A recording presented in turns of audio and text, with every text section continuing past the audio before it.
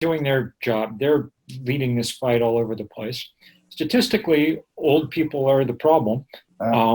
If you had to pick one group in the entire planet that was getting in the way of progress, it would be old white guys, as taken as a group. And that means that it's really important for old white guys like me to be fighting as hard as we can. And I think that there are things that we can be doing.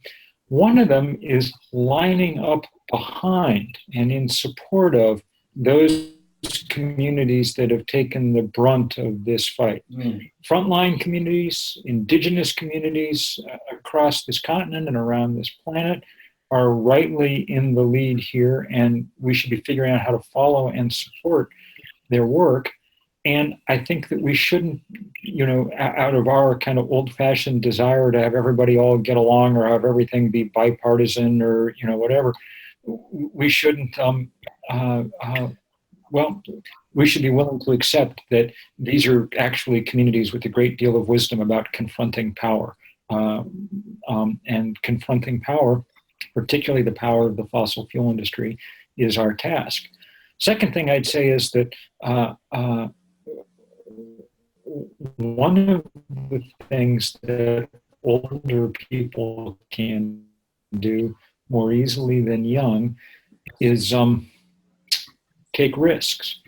I come to Washington for the fight, beginning of the fight against the Keystone Pipeline, which turned into the biggest civil disobedience action about anything in this country in many decades, a couple of decades anyway.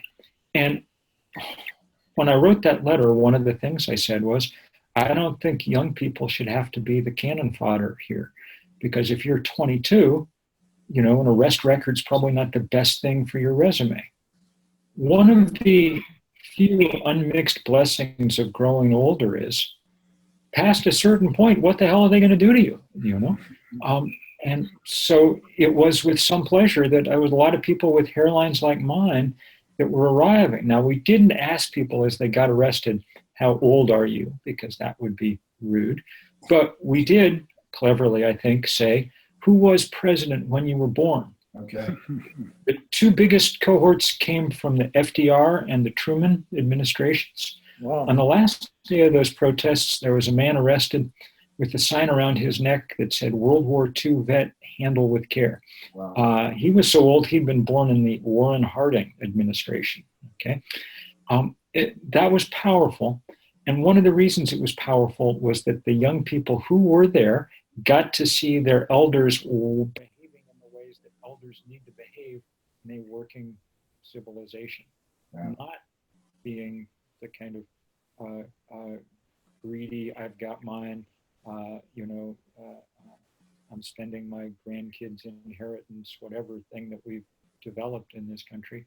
Instead, out on the line for the generations that will follow them.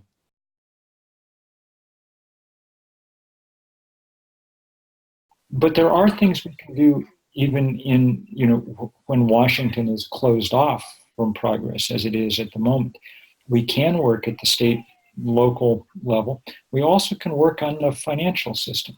Everybody here has a connection to a number of institutions, whether they're the colleges that you're alumni of, whether they're the pension funds you're a part of, so on, has access to the big pools of money that continue to underwrite the fossil fuel industry. They should be divested from oil companies. They should be divested. We should not be doing business as cities, towns, states with the banks that are simultaneously financing the expansion of the fossil fuel industry. This is just common sense. I mean, it's clinically nuts to be engaged at this point in the funding of the thing that's killing us off. And it's especially crazy, I think, and this is particularly true, for us to, for pension funds and retirement funds to be invested in fossil energy or the banks that promote it. The entire premise of a retirement system is that we're putting money aside for to help make life better at the end of one's life. Well, without a working planet to retire onto, that's a Wow.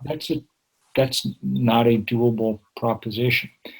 And I do think that we need to think hard about the intergenerational ethics of the situation in which we find ourselves. Um, we're going to be the first generations that leave the earth a profoundly worse place than we found it.